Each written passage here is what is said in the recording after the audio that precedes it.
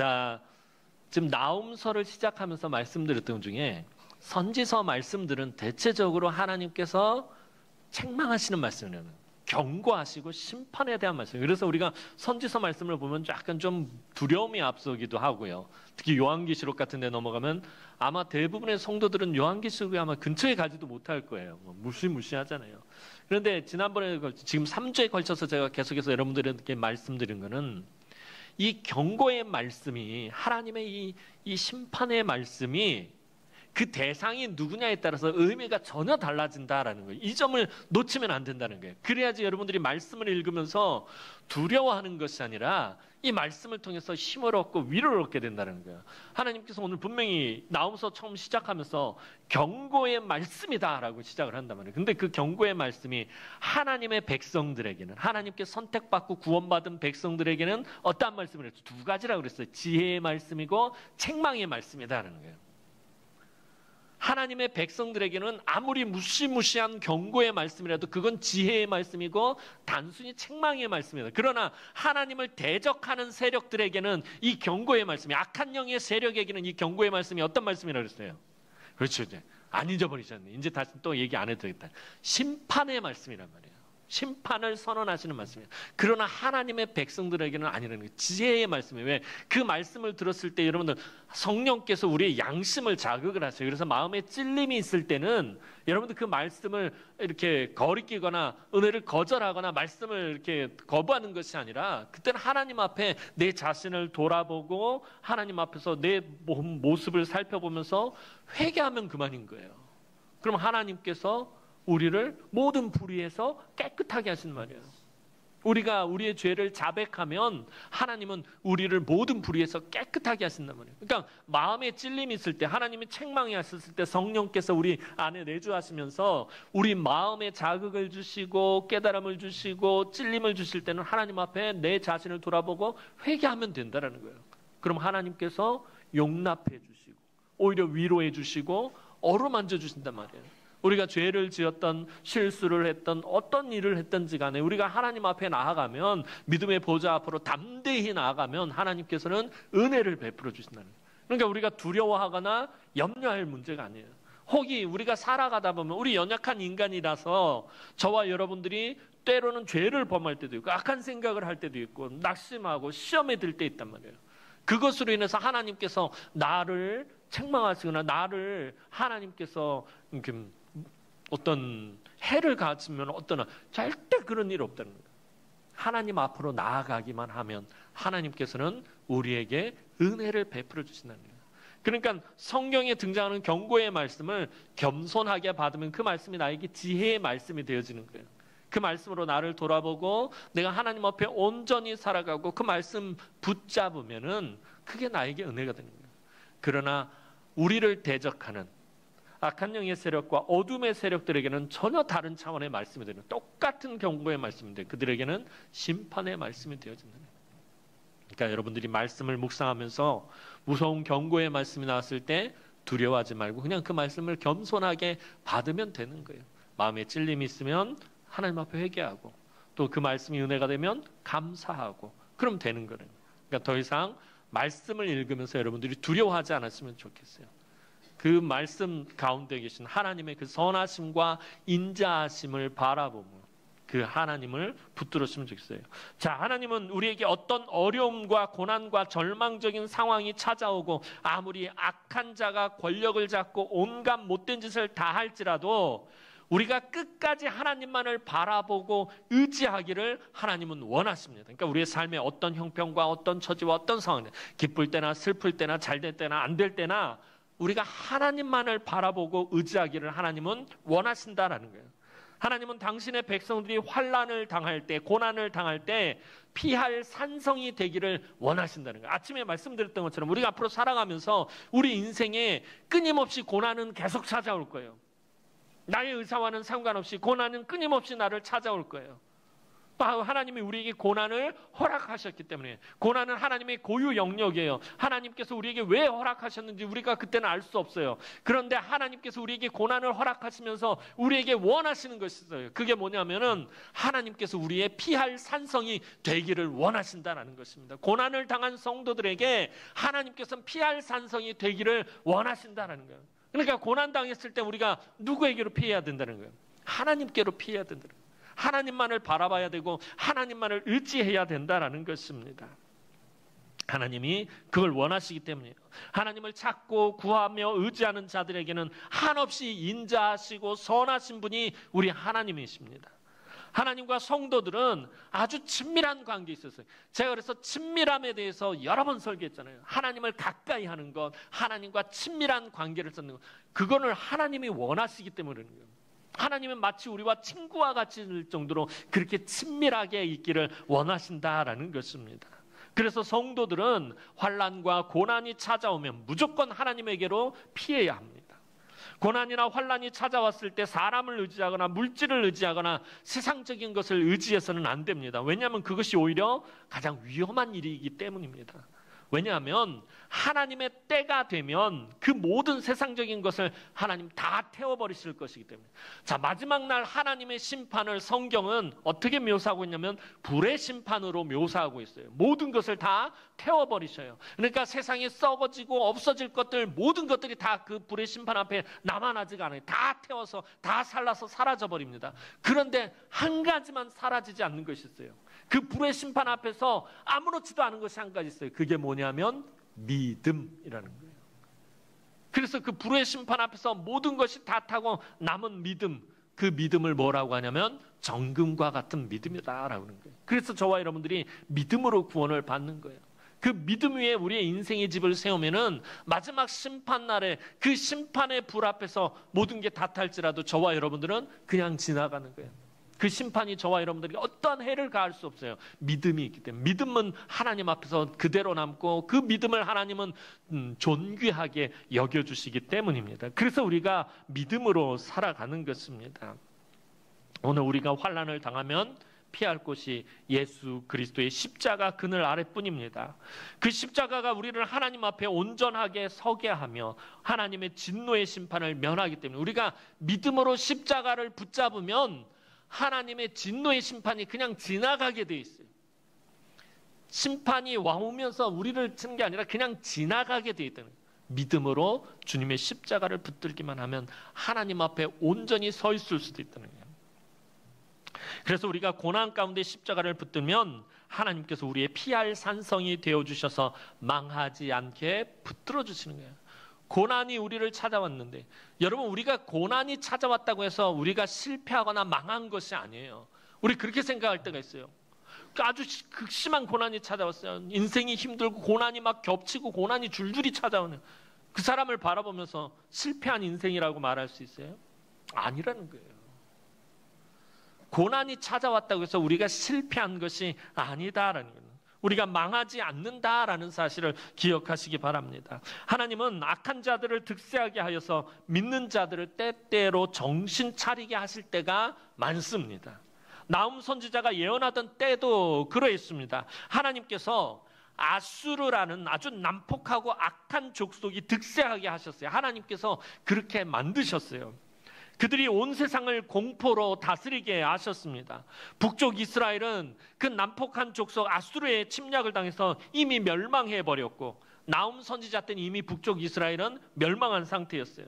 그런데 유다는 온 나라가 그 난폭한 아수르에게 아주 물어뜯겨서 간신히 숨만 붙어있는 그냥 만신창이 상태가 바로 이 나훔 선지자가 활동하던 시대, 예레미야 선지자, 스바냐 선지자, 나훔 선지자가 활동하던 시대예요. 요시야 왕이 죽고 나서 완전히 나라가 풍전등화 같은 그 시대, 아수르가 공포로 온 세상을 다스리고 있던 그때였다라는 거예요. 이때 유다의 백성들이 낙심해서 절망 속에서 자포자기의 심정이 되어 있었어요. 이제 나라가 망하나 보다. 이제 어떻게 해야 되나. 이런 상황 가운데 있을 때 그때 나훔 선지자가 말한 것이 뭐냐면 하나님께서 진노를 한번 발하시면 아수르는 상대도 되지 않는다라는 거예요. 이 온 세상을 공포로 다스리고 있는 저 무시무시한 아수르가 하나님이 그냥 한번 노를 바라시면, 그냥 티끌과 같은 진노를 바라시면 그냥 그거에서 상대도 되지 못하고 망해버린다라는 것입니다. 그래서 환난 날에 피할 산성이 되시는 하나님만이 우리의 소망이다라는 것입니다. 그런데 악한 사람들은 하나님을 믿지 않기 때문에 하나님을 두려워하지 않습니다. 그렇잖아요. 세상 사람들 하나님 두려워하지 않아요. 하나님을 믿지 않기 때문에 그러는 거예요. 오히려 하나님을 조롱하고 대적하며 악한 짓을 서슴지 않고 행합니다. 그래서 악한 자들은 하나님을 믿는 자들을 미워하고 자꾸 신앙생활하는 것을 방해하려고 합니다. 복음이 전파되는 것을 막으려고 합니다. 자, 이에 대해서 이제 하나님이 말씀하십니다. 자, 9절 말씀 보도록 하겠습니다. 오늘 본문 9절 말씀입니다. 다 함께 읽어봅니다. 시작.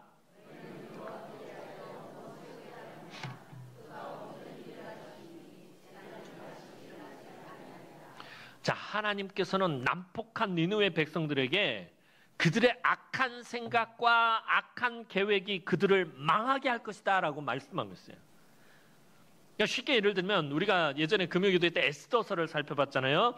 에스더서를 보면 바사 제국의 2인자였던 하만이 득세해서 하나님의 백성들을 멸할 계획을 세웠던, 모르드게를 장대에 달아서 죽일 수 있는 계획을 다 세웁니다. 그런데 자기가 세운 그 계획대로 자기가 망해버렸다는 거예요. 악한 자가 하나님의 백성들을 진멸할 계획을 세운 바로 그날이 악한 자의 제삿날이 되어버린다는 거예요. 하나님을 대적하는 세력이 악한 계획을, 악한 생각을 하는 그 순간부터 이미 하나님은 그 악한 계획대로 그 사람을 심판하시기로 작정하신다는 것입니다.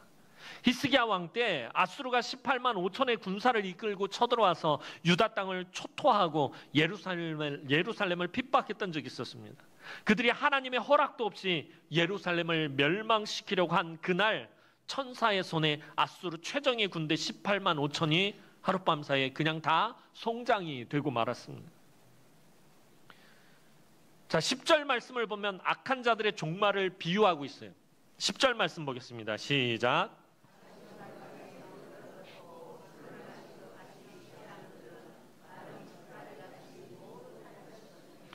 자, 가시덤불이 엉클어지면 이러죠.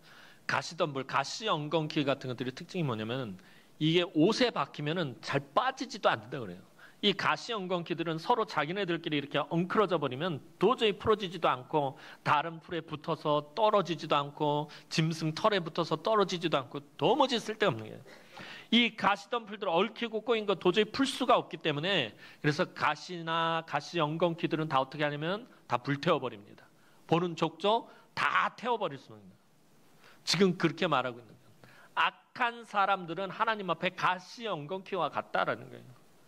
술을 마시고 취하면 제대로 걸을 수도 없고 힘도 제대로 쓸 수가 없습니다. 그렇죠? 길 가다 보면 요즘 이렇게 술에 잔뜩 취해서 지나가시는 분들 보면 비틀비틀 쓰러질 듯 쓰러지지도 않고 그래도 잘 찾아가는 거 보면 참 용해요. 근데 예전에 우스갯소리로 그런 얘기를 한 적이 있었어요. 우리 대학 다닐 때. 술 취한 사람하고 싸워서 이기는 방법이 있대요. 뭐냐면 넘어뜨리기만 하면 이긴대요. 넘어뜨리면 못 일어난다는 거야. 계속 그냥 바둥바둥 대기만 하지 일어나지를 못한다는 거예요. 술 취하면 그냥 이리 비틀 저리 비틀 제대로 걷지도 못하고 넘어지면 일어나지도 못하고. 제 친구가 이제 대학 다닐 때 술을 참 좋아하는 친구였었는데 오늘 보니까 막 눈탱이 밤탱이 돼서 왔어 학교에. 근데 왜 그러냐 그랬더니 어제 밤에 집을 가고 있는데 한잔하고 집을 가고 있는데 갑자기 아스팔트가 벌떡 일어나더니 자기 이마를 딱 때리더라는 거예요. 뭐 화가 나가지고 이게 미쳤나 그랬더니 갑자기 이번에는 전봇대가 뒤통수를 막 때리더라는 거예요. 그래서 한참을 막 누구랑 싸웠대요. 누가 막 자기를 노려보고 막 그래서 싸우면서 막 완전히 손이 엉망이 돼서 하여튼 그래서 봤더니 그 앞에 이렇게 영화 포스터가 붙었는데 거기 주인공 얼굴이 이따만하게 나오는데 그놈의 나를 째려봤다고 해서 밤새 걔를 때리고 있었다는 거예요. 술 취하면 참 사람이 아닌 게 돼요. 그죠? 그래도 여러분들 술에 취하지 않고 성령에 취해서 이곳에 나오니 참 감사한 거예요. 그죠? 아멘 안 하시는 분들은 뭔가가 또 오늘도 딱 눈이 마주쳤네 저기. 아니랍니다. 믿어야지. 아니, 뭔 얘기하다 일로 넘어갔나? 자, 그래서 악한 자들은 마치 술 취한 사람 같고 가시 엉겅퀴 같은 쓸모없는 사람들이에요. 그런데 그 악한 자들은 하나님께서 뭐라고 말씀하시냐면 마른 지푸라기처럼 타버리고 아예 흔적도 남지 않게 다 타버린다는 거예요. 아까 말씀드렸죠? 마지막 날에 하나님의 심판은 불의 심판이란 말이에요. 아무것도 남지 않는다라는 것입니다. 이어서 나훔 선지자가 말합니다. 11절 말씀 보도록 하겠습니다. 11절 말씀입니다. 시작.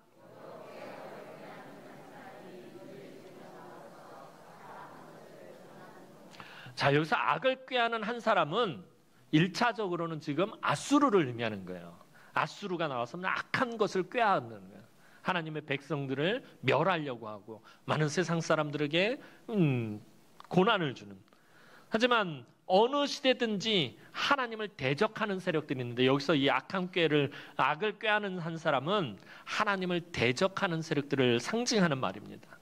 이것을 베드로 사도는 베드로 전서 5장 8절에서 이렇게 말합니다. 베드로 전서 5장 8절 말씀 보겠습니다. 시작.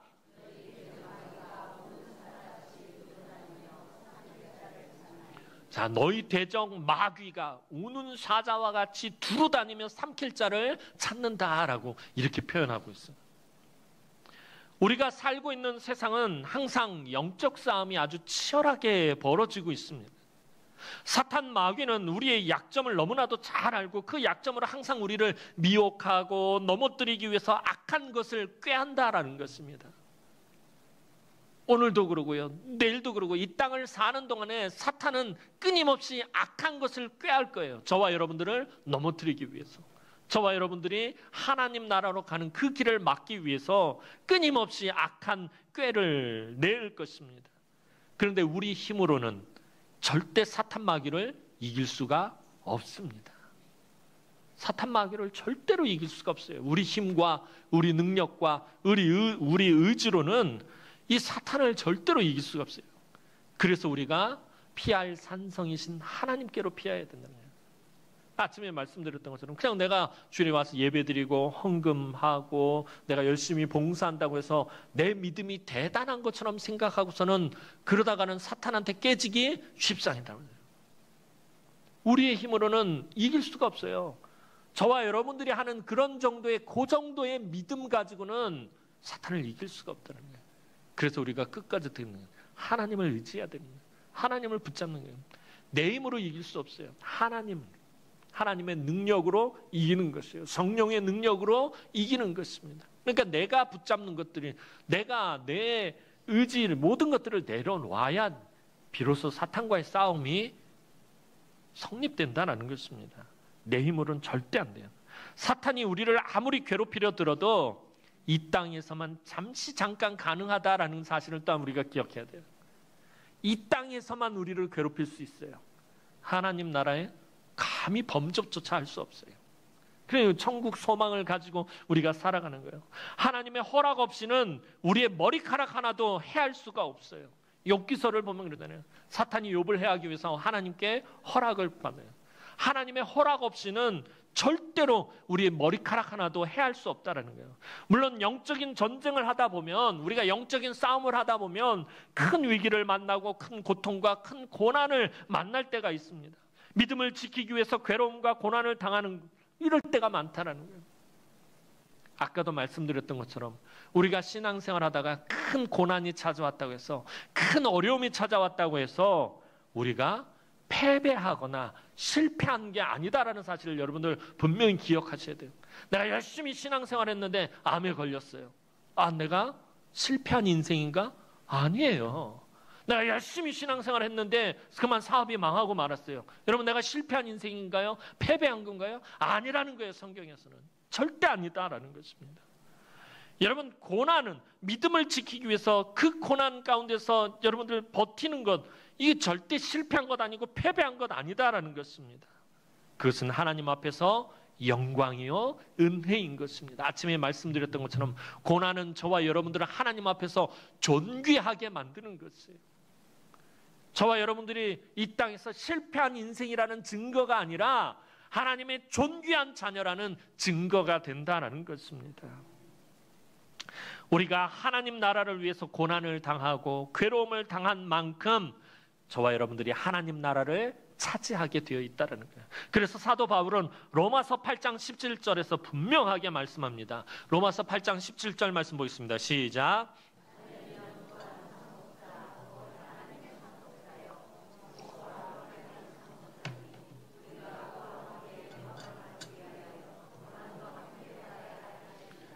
사도 바울이 분명히 말하고 있어요. 우리가 하나님의 자녀이면 또한 상속자라는 거예요. 뭘 상속을 받죠?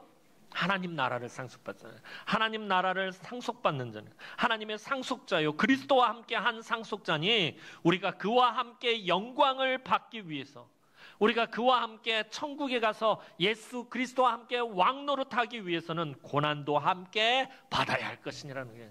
이 땅에 살아가면서 우리가 고난을 받을 수밖에 없다는 거예요. 그러나 믿음의 사람들에게 이 고난은 뭐예요? 하나님 나라를 상속받기 위한 과정이다라는 것입니다. 그러니까 여러분들이 삶에 큰 고난이 찾아왔다고 해서 여러분들이 믿음이 패배했다거나 실패한 것이 아니다라는 것입니다. 그러니까 제가 늘 말씀드리잖아요. 우리 주변을 바라보면서 고난당한 사람을 향해서 정죄하거나 판단해서는 안 된다라는 거예요. 고난은 하나님의 영역이에요. 하나님께서 그 사람을 존귀하게 만들어가는 영역이단 말이에요. 그때 우리 어떻게 해야 되는 거예요? 그 사람을 위해서 기도해야 되는 거예요. 하나님 긍휼히 여겨달라고, 이 시험을 이기게 해달라고, 이 시험을 승리하게 해달라고 여러분들 기도해야 된다는 거예요. 주변에 고난당한 사람이 있거든 기도하라라고 성경은 말하고 있잖아요. 기도해 줘야 된다라는 것입니다. 하나님 나라로 가는 믿음의 여정에서, 그런데 정말 힘든 것 중에 하나가, 우리가 하나님 나라를 바라보면서 이 믿음의 길을 걸어가잖아요. 한 걸음 한 걸음 걸어가는데, 그런데 이 믿음의 여정에서 정말 힘든 것 중에 하나가 뭐냐면, 악한 자들은 형통하는데, 예수 믿지 않는 자들은 형통하는데, 잘 먹고 잘 사는데 믿음을 지키는 나는 고난을 당한다라는 거예요. 왜 믿음대로 살려고 하는 나는 고난을 당하느냐라는 거예요. 사실 이게 제일 마음에 걸리는 거예요. 믿음을 지키기 위해서 때로는 세상에서 온갖 어려움을 다 겪어야 하는데, 악한 자들이 잘 살고 예수 믿지 않는 사람들이 득세하는 것을 보면 낙심할 수밖에 없다는 거예요. 지금 나움 선지자가 처한 그 현실의 삶이 그랬다라는 것입니다. 원수 아수르는 힘을 얻고 득세해서 그 누구도 대적하지 못할 만큼 강한 나라로 세상에 우뚝 서 있는데, 나움 선지자는 아수르가 반드시 멸망을 당하고 더 이상 하나님의 백성들을 괴롭히지 못할 것이라고 그래서 지금 선언하고 있다는 거예요. 아수르가 힘을 얻어서 이 세상에서 정말 공포 정치를 펼치고 있는데, 하나님의 백성들은 그 밑에서 완전 찌그러져 있단 말이에요. 그런데 이때 나움 선지자가 지금 선포하는 말이 뭐예요? 이 아수르가 반드시 멸망한다라는 것입니다. 지금 득세해서 세상을 다스리고 세상을 통치하고 마치 완전히 승리한 것 같지만 이 아수르는 반드시 멸망한다라는 것입니다. 12절 말씀 보도록 하겠습니다. 오늘 본문 12절 말씀입니다. 시작.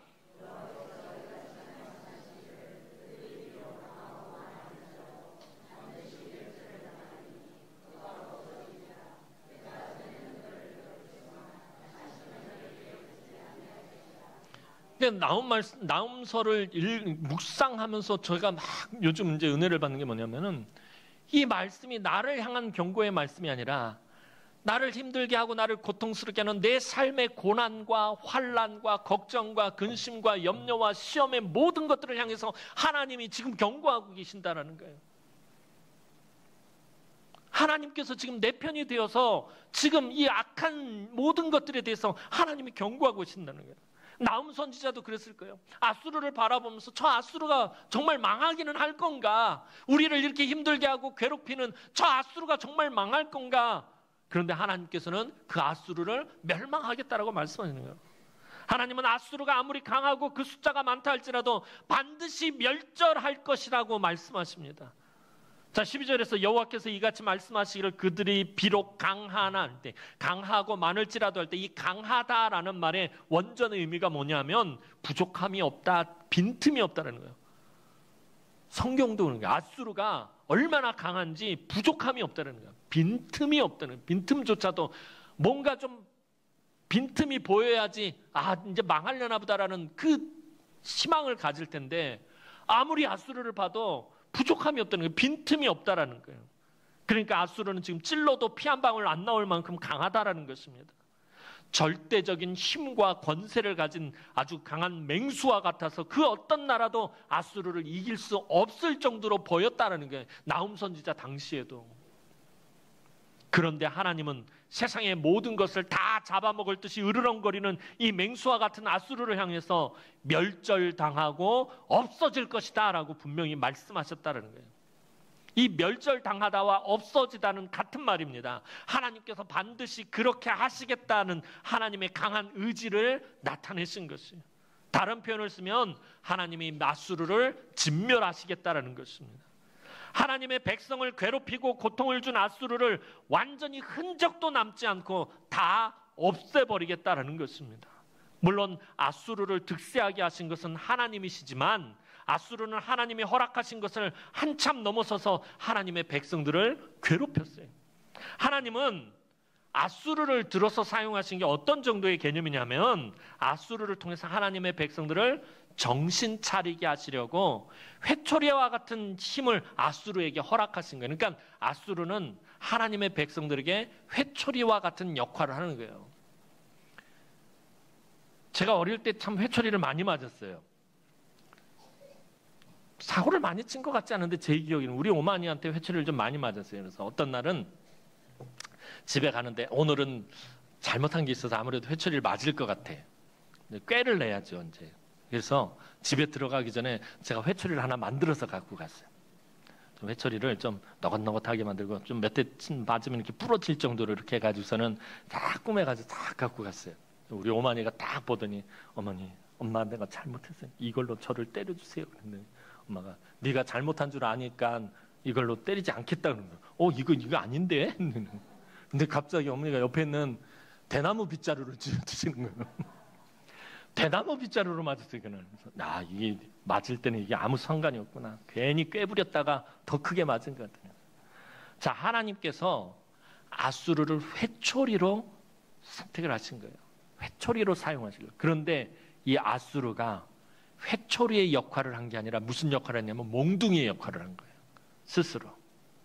하나님은 아수르를 통해서 하나님의 백성을 정신 차리게 할 생각이었는데 아수르는 지들이 몽둥이인 줄 알고 하나님의 백성들을 진멸하려고 들었던 거예요. 자, 그럼 하나님이 회초리를 쓰려고 했는데 몽둥이처럼 하나님이 아끼고 사랑하는 백성들을 몽둥이처럼 두들겨 팬 이건 어떻게 해야 돼요? 버려야죠. 꺾어버려야 되잖아요. 지금 하나님 그것을 말씀하시는 거예요. 내가 사랑하는 백성들 비록 범죄하였지만 그들을 정신 차리게 하고 하나님 앞에 돌아오게 하려고 내가 아수르를 회초리로 들었는데 선택했는데 이 회초리가 쥐가 몽둥이인 줄 알고서는 몽둥이 찜질을 하는 거예요. 하나님의 백성들. 하나님은 이제 이게 용납이 안 되신다는 거예요. 내가 이 회초리를 꺾어버리겠다는 거예요. 이 회초리 역할을 맡겼던 아수르를 아예 이 지구상에서 없애버리겠다라고 하나님 말씀하고 계신다라는 거예요. 하나님의 백성들이 이렇게 고통을 당하고 아수르에게 압제를 당하게 된 것은 사실 그들이 범죄했기 때문인 거예요. 하나님의 백성들이 무슨 죄를 저는 거예요? 하나님의 말씀을 붙들지 않았기 때문이에요. 하나님의 말씀대로 살지 않았기 때문에 악의 길로 계속해서 갈 수밖에 없었어요. 하나님의 나라는 말씀이 통치하는 나라입니다. 그런데 하나님의 말씀에 귀를 기울이지 않고 말씀을 붙들지 않는다라는 것은 하나님의 통치를 받지 않겠다라는 거예요.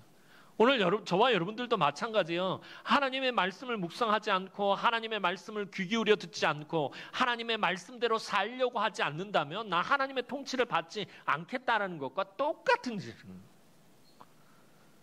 그래서 하나님의 백성들은 아수르의 압제하에서 지금 고난을 당하고 있는 것이었어요. 하나님의 통치를 거부했기 때문에 하나님의 은혜 받는 것을 하나님의 은혜를 거절했기 때문이었어요. 원수의 압제에서 풀려나서 자유를 얻는 방법은 딱 한 가지예요. 오직 하나님의 진리의 말씀을 다시 붙드는 거예요. 말씀을 붙들지 않았기 때문에 회초리를 맞았다면 회초리를 맞지 않고 회복되려면 어떻게 해야 되는 거예요? 하나님의 말씀을 붙들면 된다라는 것입니다. 그래서 예수님은 요한복음 8장 32절에서 이렇게 말씀합니다. 여러분들이 잘 아시는 말씀이죠. 다시 한번 읽어봅니다. 시작. 진리를 알지니 진리가 너희를 자유롭게 하리라. 하나님의 말씀이 너희를 자유롭게 하리라는 거예요. 우리가 말씀대로 살려고 하면 왠지 말씀이 나를 얽매는 것 같고, 말씀이 오히려 나를 불편하게 하는 것 같고, 말씀이 나를 죄는 것 같은데 그렇지가 않다라는 거예요. 우리가 말씀대로 살면 살수록 그 말씀이 나를 자유롭게 한다는 거예요. 이게 믿음의 신비하는 거예요. 근데 그 경지까지 우리가 잘 가지 못하기 때문에 말씀을 붙들지 못하는 거예요. 말씀을 끝까지 붙들면 그 말씀이 나를 자유롭게 하는 거예요. 하나님의 백성은 진리의 말씀에 붙들려 있을 때가 가장 안전하고 자유롭습니다. 우리가 말씀에 붙들려 있으면 사탄이 죄의 줄로 우리를 결박할 수가 없어요. 우리가 말씀을 붙들고 있으면 우리가 악한 길로 떠나갈 수가 없다는 거예요. 예전에 들려드렸던 비유가 그거예요. 아무리 파도가 치고 물결이 있는 곳에 배가 있다 할지라도 그 배가 줄로 묶여 있으면 절대로 떠내려가지 않아요. 그 배가 막 흔들리고 요동은 치지만 떠내려가지는 않아요. 말씀이 그 역할을 하는 거예요. 말씀을 우리가 붙들고 있으면 이 세상에서 우리가 요동하고 흔들리기는 하지만 절대로 세상으로 떠내려가지 않는다라는 거예요. 그 역할을 말씀이 하는 거예요. 그래서 우리가 말씀을 늘 묵상하고 말씀을 붙잡아야 된다라는 거예요. 사실 엄밀히 말하면 이스라엘이 말씀을 버리면서 어리석게도 우는 사자처럼 삼킬 자를 두루 찾아다니는 이 사자와 같은 아수르를 자신들에게 스스로 끌어들인 거예요. 말씀을 우리가 버리면 사탄을 스스로 우리의 삶으로 끌어들인 것과 마찬가지다라는 것입니다. 여러분의 삶을 힘들게 하고 마음 상하게 하고 걱정과 근심과 염려하게 하는 것이 우는 사자와 같이 여러분에게 달려들고 있다면 하나님의 말씀을 붙들어야 해요. 그 말씀이 여러분을 살리고 회복시키고 치유하고 압제로부터 자유케 하기 때문입니다. 하나님은 언제나 말씀으로 통치하십니다. 말씀을 보내서 성도들을 고치시고 위기 가운데서 건져내시는 분이에요.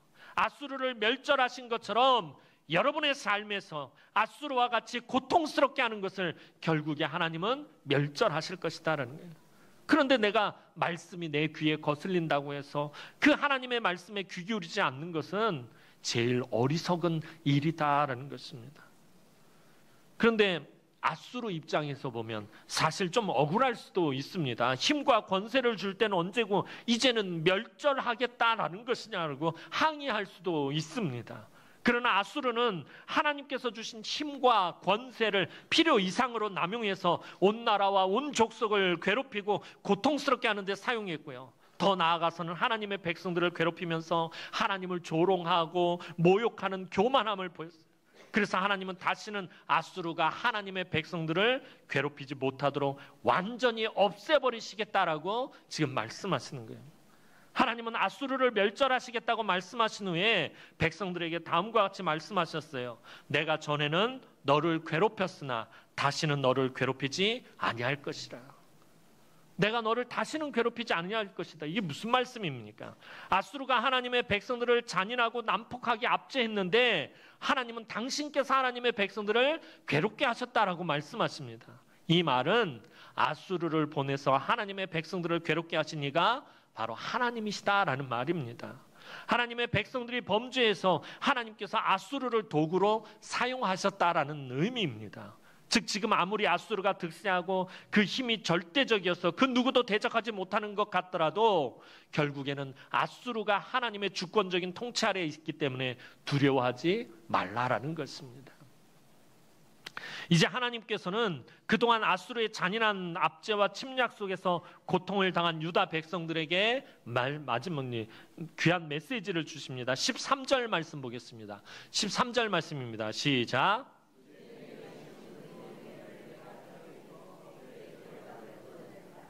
자, 하나님께서는 아수르가 유다 백성들에게 씌운 속박의 멍에를 꺾어버리실 것이다라고 말씀하십니다. 이제 내게 지은인데 이제 이제라는 말로 13절을 시작하는데 이 이제라는 말은 하나님께서 선언하신 말씀이 이루어질 날이 얼마 남지 않았다라는 것을 의미하는 말이에요. 이제 강조하는 말이에요. 이제 하나님께서 이 앗수르를 멸하시고 너희를 자유케 할 것이다. 앗수르를 멸절하여 더 이상 하나님의 백성들을 괴롭게 하지 않을 날이 정말 가까이 왔다라는 말씀입니다. 자, 이 멍에가 뭐예요? 멍에는 소와 같이 짐승의 목에 채워서 힘든 일을 할 때 사용하는 도구예요. 결박은 그 멍에를 짐승의 몸에 든든히 묶어두는 밧줄을 의미합니다. 이제 곧 하나님은 하나님의 백성들을 압제하고 있는 앗수르의 멍에와 이 결박을 끊으실 것을 약속하고 계십니다. 하나님의 백성들에게는 너무나도 위로가 되고 소망이 되는 말씀이에요. 사실 이 말씀이 나훔서를 읽으면서 그 당시에 이 유다의 백성들은 위로를 얻고 소망을 얻게 됩니다.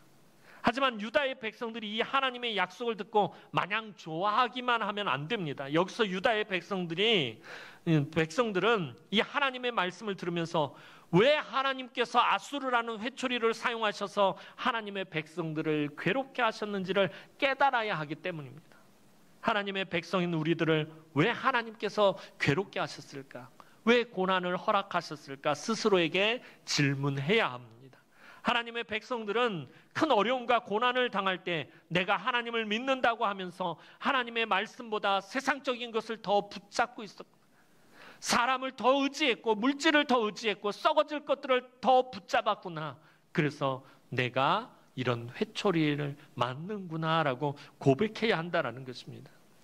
고난의 목적을 깨닫지 못하고 나를 고통스럽게 하는 이 회초리를 치워달라고 기도해봐야 아무 소용이 없다는 거예요. 하나님이 나에게 주신 고난의 목적을 내가 깨닫지 못하고 하나님이 고난을 내 삶에서 없애주십시오, 아무 소용이 없다라는 것입니다.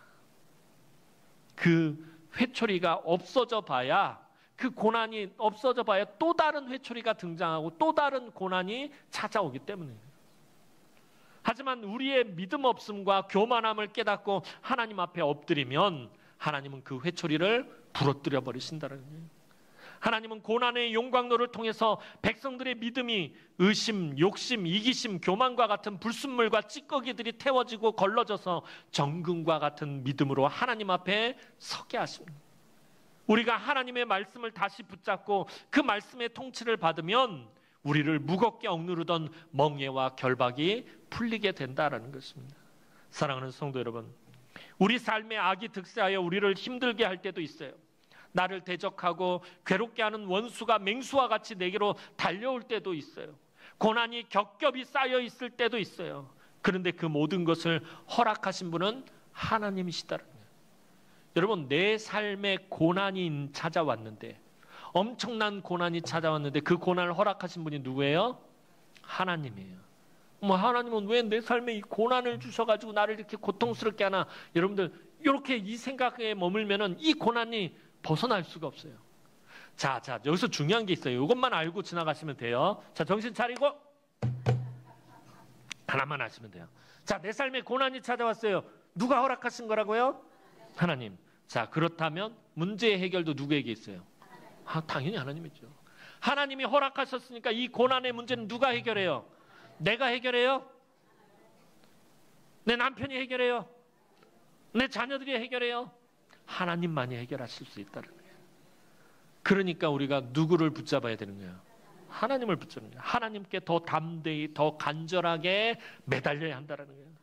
하나님의 말씀을 더 붙들어야 한다는 거예요. 말씀을 더 귀 기울여 듣고 깊이 묵상하고 그 말씀에 순종하여 말씀대로 살려고 몸부림쳐야 한다는 거예요. 그러면 하나님께서 우리를 결박한 모든 고난의 멍에를 끊어주실 것이다는 거예요. 예수님께서 십자가를 지심으로 이미 우리의 죄와 죄의 멍에와 결박을 다 풀어주셨어요. 그러니까 우리가 그 주님의 십자가만 붙들면 된다는 거예요. 내 삶의 고난을 허락하신 분 하나님, 내 삶의 고난의 문제를 해결하실 분 하나님.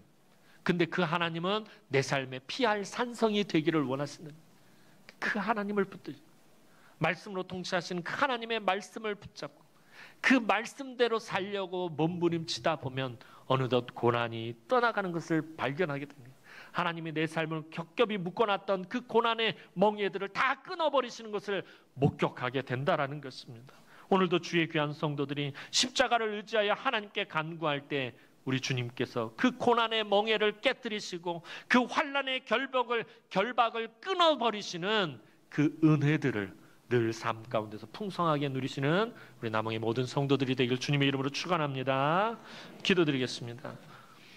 사랑과 은혜가 많으신 아버지 하나님, 은혜와 사랑을 진심으로 감사를 드립니다. 하나님, 우리의 삶에 있는 이 모든 고난들, 내 삶을 대적하는 악한 영의 세력들, 어둠의 세력들, 하나님께서 반드시 멸절하신다고 하셨사오니 우리가 믿음으로 하나님을 붙들게 하시고 우리의 피할 산성이신 하나님만 붙잡게 하시고 오직 예수 그리스도의 그 십자가만 붙들게 하여 주옵소서. 그때 내 삶을 힘들고 고통스럽게 하는 그 고난의 멍에를 주님께서 끊어주시고 그 환난의 결박을 하나님께서 끊어주셔서 하나님 이 땅 가운데서 하나님의 그 은혜를 누리는 우리 남흥의 모든 권속들이 되게 하여 주옵소서. 감사를 드렸고 예수님의 이름으로 기도합니다. 아멘.